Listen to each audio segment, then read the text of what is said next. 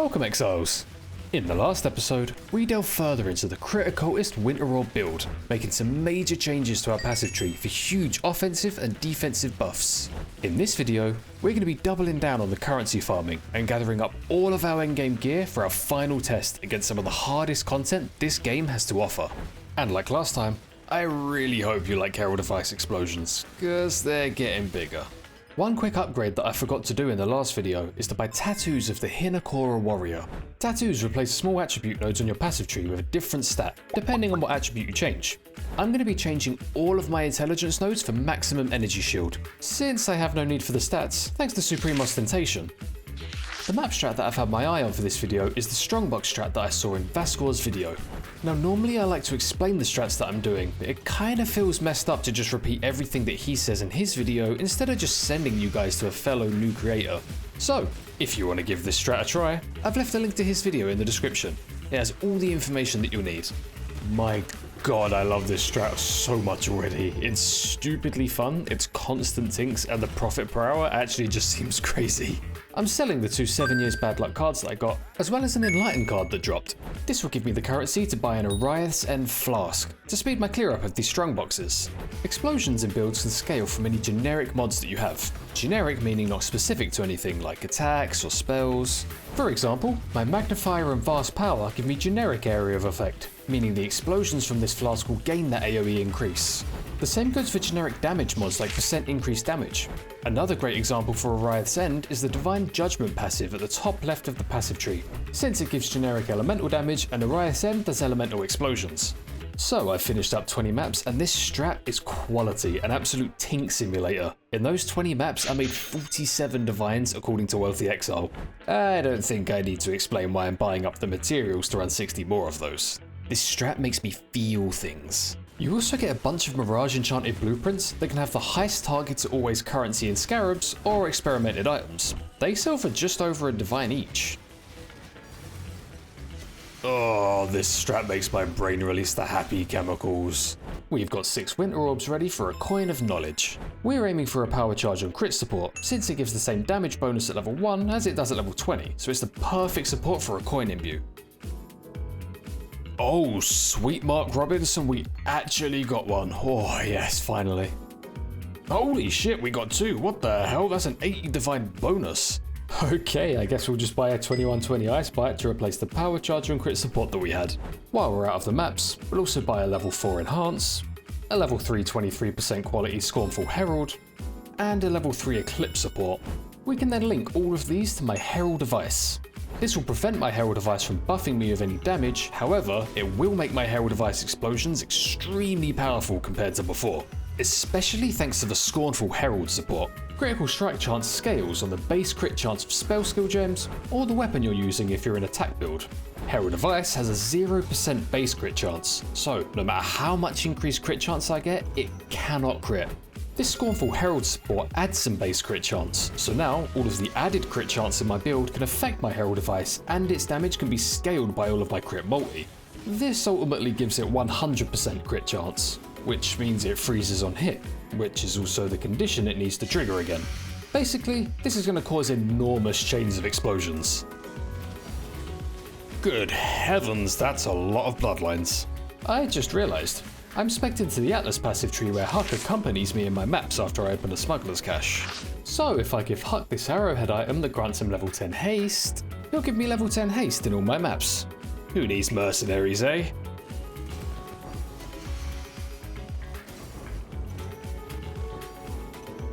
Tink.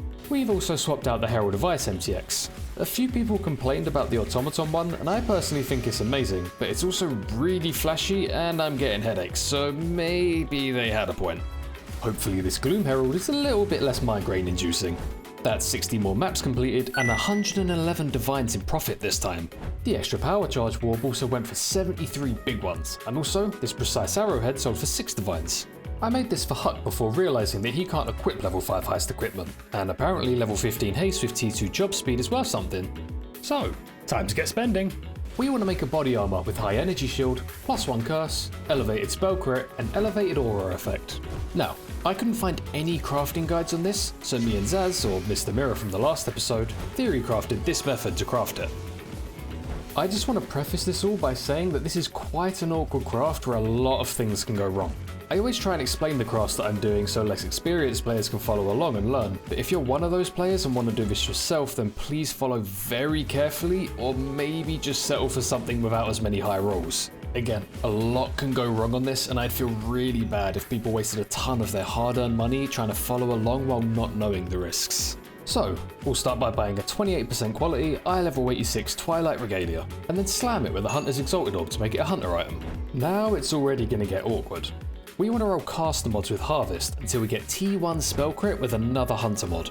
The problem is that we want spell crit to be the only suffix on the item, so that we can make the next step easier. So let's test some RNG.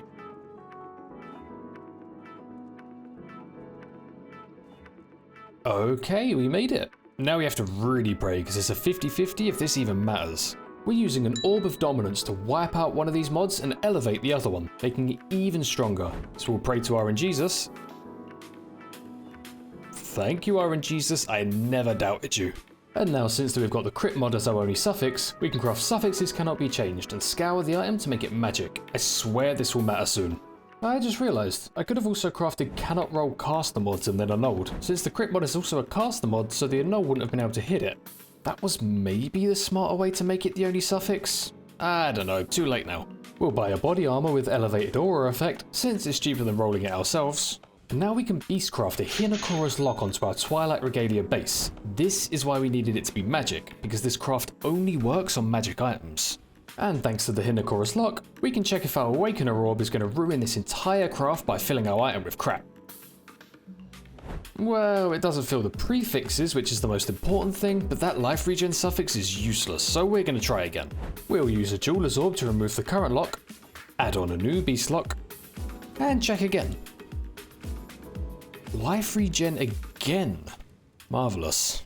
Round 3. Hey, 32 fire res and open prefixes, we take that. Now we want suffixes cannot be changed, so we'll beastcraft a meta mod since there's only prefixes available in the item, and that's the only meta prefix there is. This costs 40C rather than 2 divines. And now we can Harvest Reforge a caster mod, which guarantees us +1 curse as it's the only caster prefix there is. We're just praying for a decent energy shield mod, or for it to not fill the prefixes. Okay, it rolled T2% ES, which is kind of insane. I'm happy to just craft flat ES on this and be done with it. Now I just need to tailoring orbit for increased effective defense mods. Damn, I'm good. And then I can 6-link it by holding down Shift, Control and right click, which I didn't know until you guys told me. Appreciate you. I'm also going to hit it with a Divine Orb or 2 since all of the rolls are quite low. And that's the body armor done. If I hadn't hit that energy shield naturally, my plan was to craft life to block it and slam with a Foulborn Exalted Orb for the higher tier rolls, praying for decent energy shield, and to then craft the other type of energy shield. But yeah, why craft when you can just hit it, I suppose. Another big change I want to do is swap to the new Screams of the Desiccated belt, the Impenetrable Shrine and Resonating Shrine rolls. This is going to give us +1 to all of our charges, as well as all 3 types of charge generation. It's also going to give us 100% increased energy shield, as well as armor and evasion, but we don't really care about those. So we'll buy up the belt, and since the belt has the condition that we cannot be affected by any flasks, we'll equip 5 Writhing Jars since they're all instant and therefore we won't ever actually be affected by them. Now here's the interesting part. If I go to fight the King in the Mists, and defeat him, I can go to the shrine behind him and take the Nameless Bloodline. If I then unspec from Frigid Wake, I can take a Toad's Price and the Unseen Hand. This basically means that I get an extra ring at the cost of being unable to use any utility flasks. But I can't use any flasks anyway because of the belt, so this is just a no-brainer. I'd love to show you footage of me making this change, but I don't know where the hell it's gone. At this point, it's going to be insanely hard to keep our attack block up and keep pushing damage. So I'm going to drop the block investment. We're taking off the Tempest Shield and instead putting in a Purity of Elements. This will make up for the resistances we're missing now that we have a new body armor, as well as giving us ailment immunity. This leaves us with basically no matter, even with a level 4 Enlighten. So there's one more upgrade we need, but we're a few divines short, so we're going to do a few more strong boxes. Mega Blood! Well, I guess that's the few divines sorted. So, now that we don't care about block, we can make a big damage upgrade. In episode 2, I combined the Impossible Escape and Elegant Hubris jewels for a ton of power. I'm doing the same again, but in a higher damage, less defensey kind of way. I'll buy this Elegant Hubris of Caspero with the number 40320, and an Impossible Escape with the Mind Over Matter roll.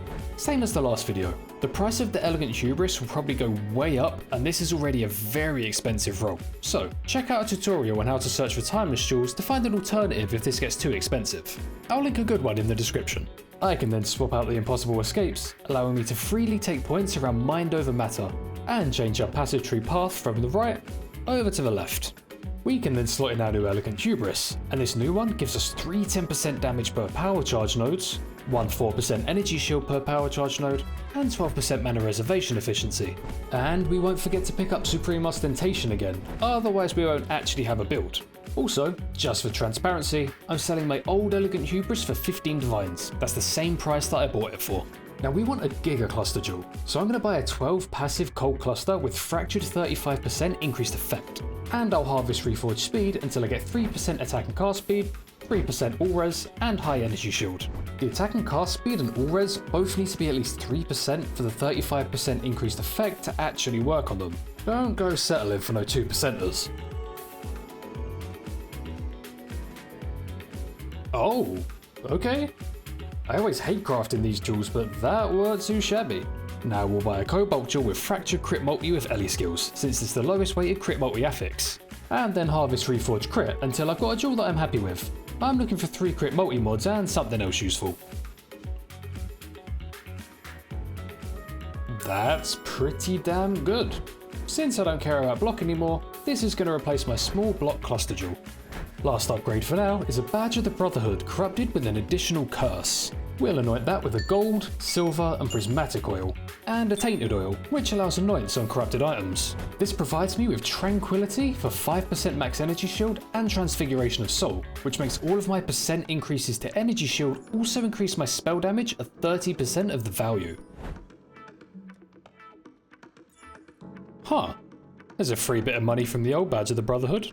I can make use of the +1 curse from my new amulet and chest by putting in a Bane skill gem linked to Elemental Weakness and Frostbite skill gems. Now all I have to do is press Bane and it will apply both of these curses to everything in a huge area. I've got 60 more Strongbox maps lined up, so let's keep blasting. Oh, okay. First map in, and Chris Wilson himself put this Diviner Strongbox at the entrance here, knowing that I wouldn't be able to resist. Thanks, Chris. Oh yeah. Oh yeah. Oh yes. I really do recommend this strat, by the way. It's a ton of fun, great profit, and you really don't need some insane build. It's a great change from all the breach farming this league, and again, a link to Vaxcor's video on this is in the description so you can get all of the info. We smashed through another 60 maps, and all the tinks have turned my brain into a primordial soup. So I thought to refresh my wealthy exile before starting, so it thinks we lost money because of everything we spent crafting earlier. But the profit was definitely huge. I mean, you're only looking at the top 10 Scarabs right here. Once again, it's upgrade time. I've bought an I-86 pair of Warlock gloves with a fractured high rolled damage against chilled enemies for 15 divines. It probably would have been a lot cheaper to fracture this myself, but we're making so much money now anyway that I don't mind spending it. I'm lazy, okay? Leave me be. Anyways, we're harvest reforging for high energy shield rolls. Normally, I'd use fossils or essences here, but blue harvest juice is so cheap right now that it's just insane to craft with. Yeah, right. I feel like the streamer client allegations are getting stronger with every video I release. Well, now we need an open suffix, so we'll make the Eater of Worlds dominant and use an Eldritch and Null, guaranteeing that a suffix is removed and our energy shield mods are safe. Then we'll craft prefixes cannot be changed. I should say it's much more cost efficient to beastcraft meta mods here. I just forgot to do it because brains sometimes don't work good. We'll use a Veiled Chaos Orb for a Veiled suffix, and craft attack and cast speed while focused to block it, because it's the highest weighted Veiled mod that we don't want. Then we can unveil the gloves, hoping for crit chance and Ellie damage. Which we didn't get, so we'll craft prefixes cannot be changed, Veiled Chaos, and try again.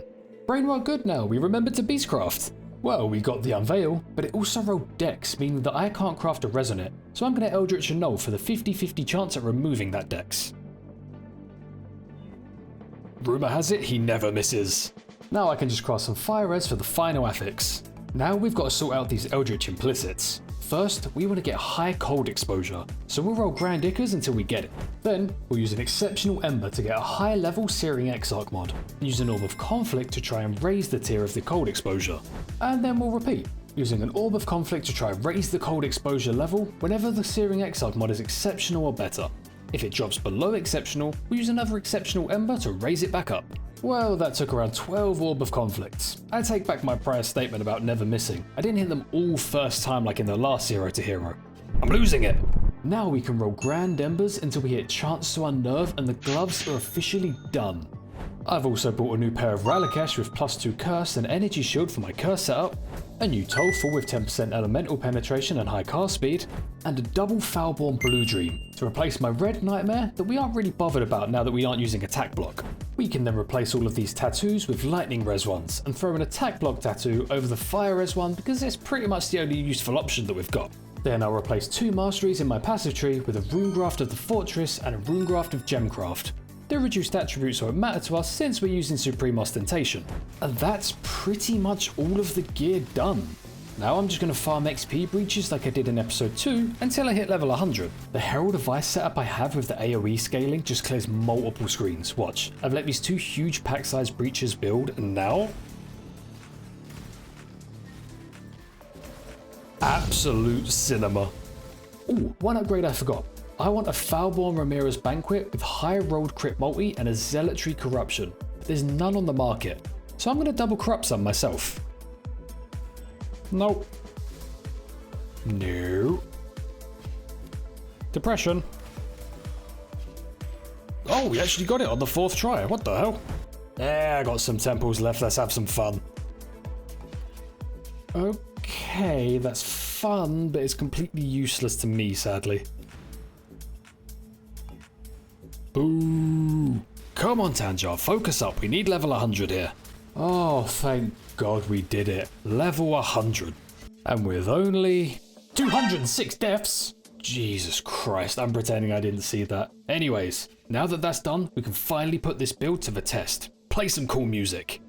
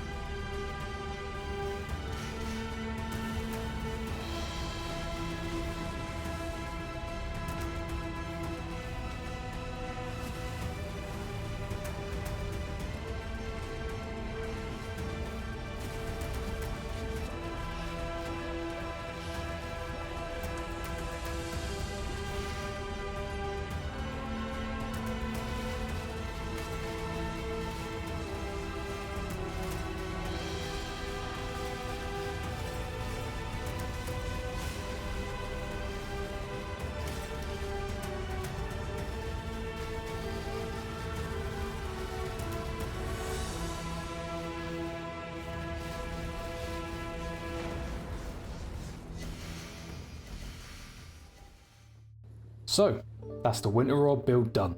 It held up extremely well, even better than I expected of it. That being said, I do wish Winter Orb would get just a little bit more love from GGG. This setup with the new belt is incredible, and I'd love to see what other builds are being made with this kind of formula. I'd also like to say thank you from the bottom of my heart for 5,000 subs. I posted my first video 2 months ago from the day I'm recording this after my partner suggested I should try making content.